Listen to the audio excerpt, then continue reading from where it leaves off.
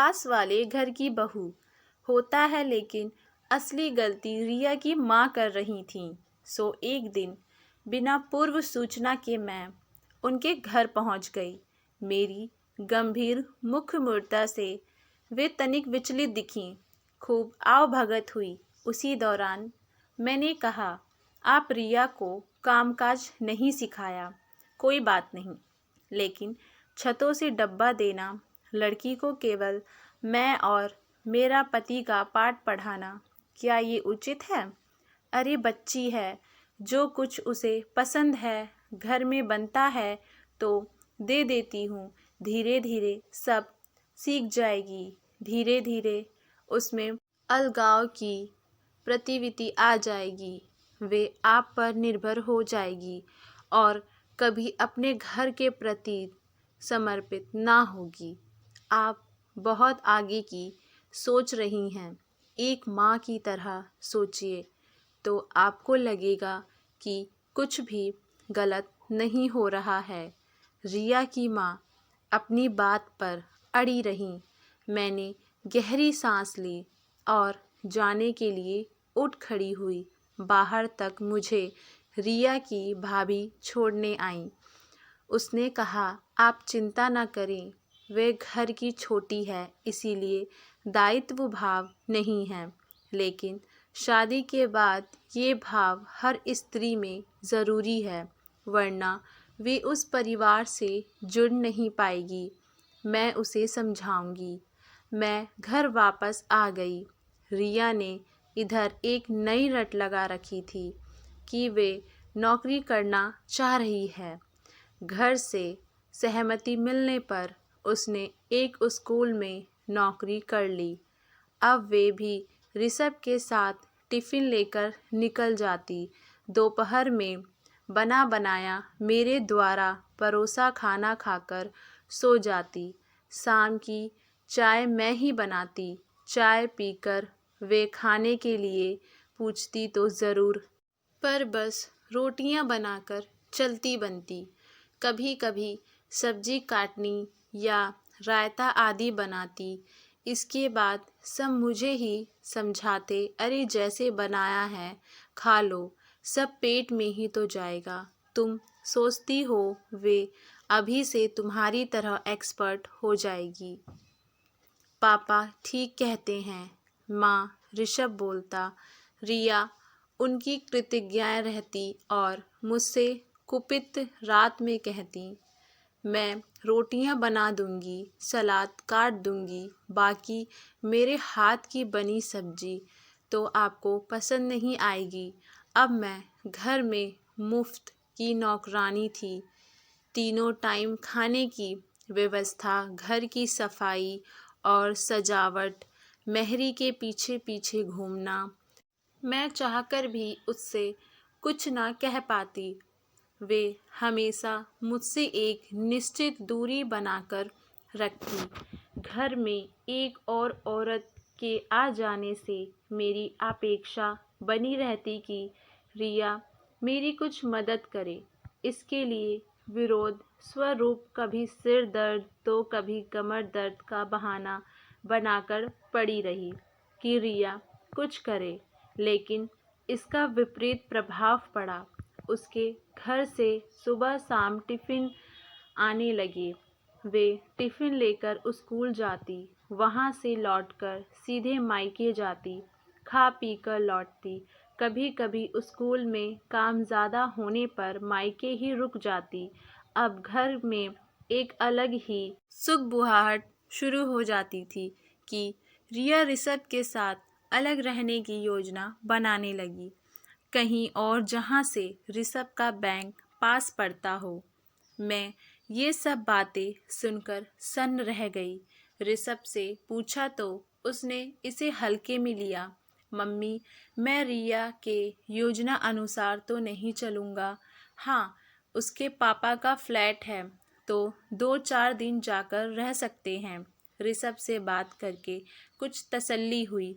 छत पर कपड़े सुखाते रिया की भाभी से बात हुई। वे चुपचाप नंद की योजनाओं को सुनती रही। लगा जैसे कि अलग ही सोच में गुम है। रिया की मेरे प्रति बेरुखी से मैं आहत थी।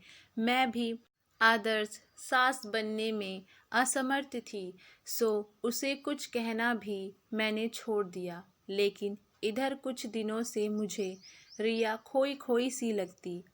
उसका चहकना, उछलना कूदना, धूम मचाना सब बंद हो गया था। कुछ सोचती रहती। उसने छत के चक्कर लगाना और टिफ़िन लाने का कार्यक्रम भी रोक दिया था। सुबह उठकर चाय खाना सबके लिए बनाती, अपना टिफ़िन लेकर मुंह लटकाए चली जाती।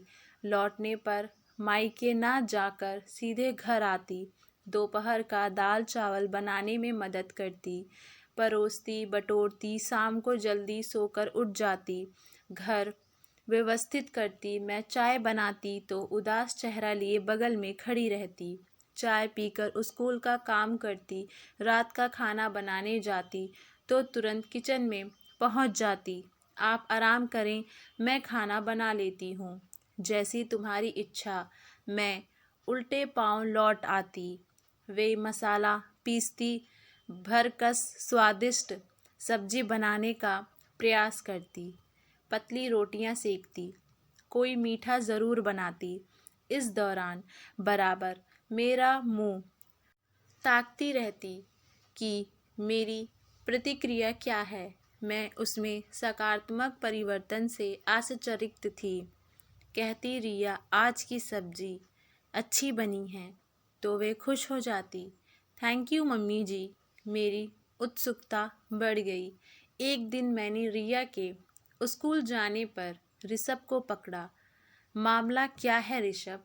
जिस लड़की को मैं समझा समझा कर थक गई, उसमें अचानक इतना परिवर्तन कैसे आ गया?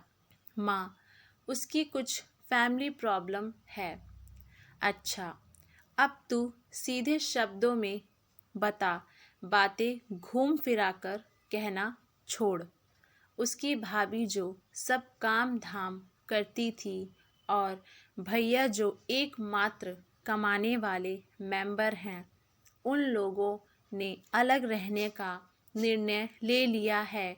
रिया कुछ समझाने की कोशिश करती है तो भाभी हत्थे से उखड़ जाती है कि तुम अपने ससुराल में क्या कर रही हो, जो मैं यहाँ मरती रहूं। रिया की माँ दिन रात रोती रहती है, इसीलिए वे बहुत परेशान रहती है। रिया ने कुछ चर्चा करने से मना किया है।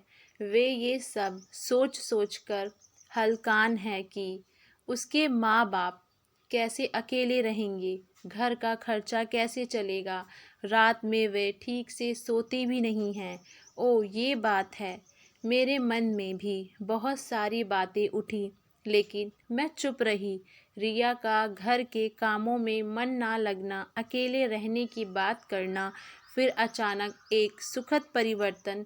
लेकिन ये परिवर्तन भी उसकी भाभी के अलगाववादी नीतियों के कारण हुआ, जो ठीक नहीं था। रिया ने जो कुछ यहाँ किया था, वही सब कुछ जब उसकी भाभी ने किया तो वे परेशान हो गई।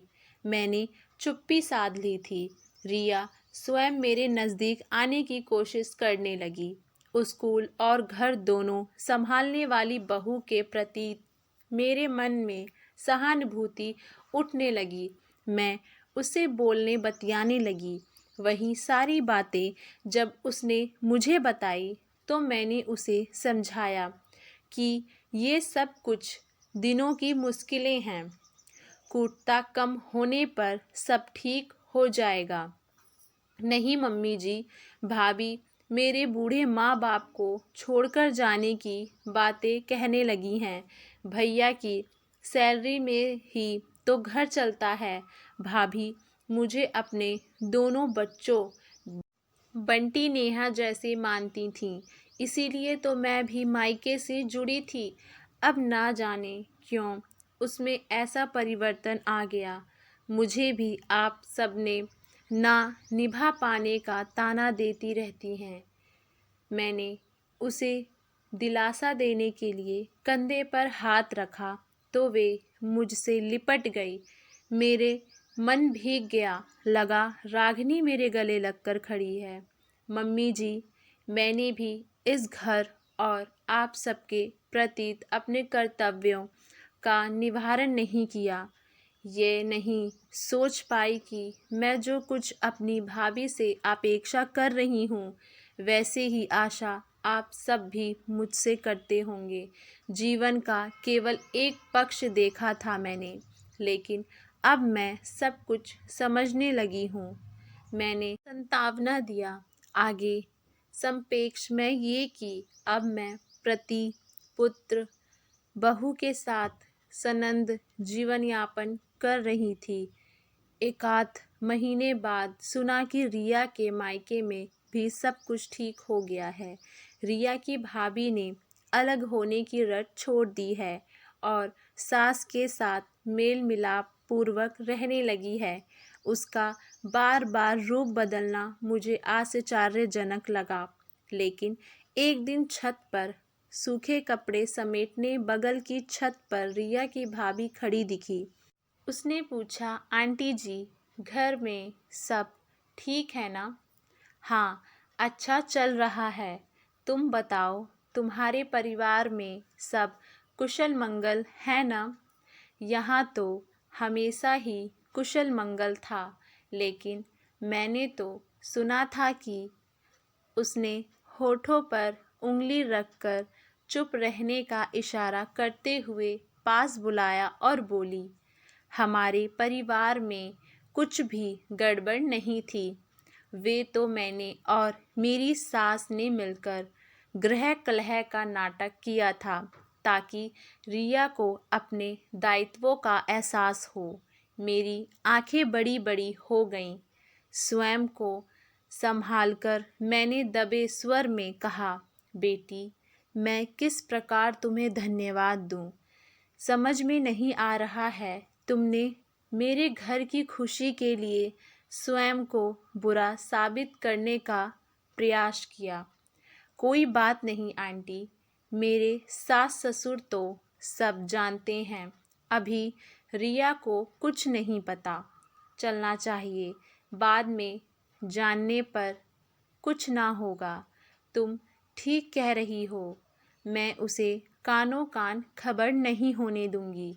और हम दोनों नीचे उतर गए। मैं कृतज्ञ थी। जिंदगी की गाड़ी हंसी खुशी गम मुसीबत लिए चलती रहती है। उसमें ठहराव नहीं आता, किंतु संतोष व कृतज्ञता के भाव तब उत्पन्न होते हैं जब कोई शख्स निस्वार्थ भाव से दूसरों की मुश्किलें आसान करता है और गाड़ी पटरियों पर सरपट दौड़ने लगती है। आशा करती हूँ आप सभी लोगों को हमारी इस कहानी का सेकंड पार्ट अच्छा लगा होगा। अगर अच्छा लगा है तो हमें नीचे कमेंट बॉक्स में अपनी राय ज़रूर बताइए और हमारे चैनल वाणी वॉइस को लाइक, शेयर, सब्सक्राइब करना ना भूलें।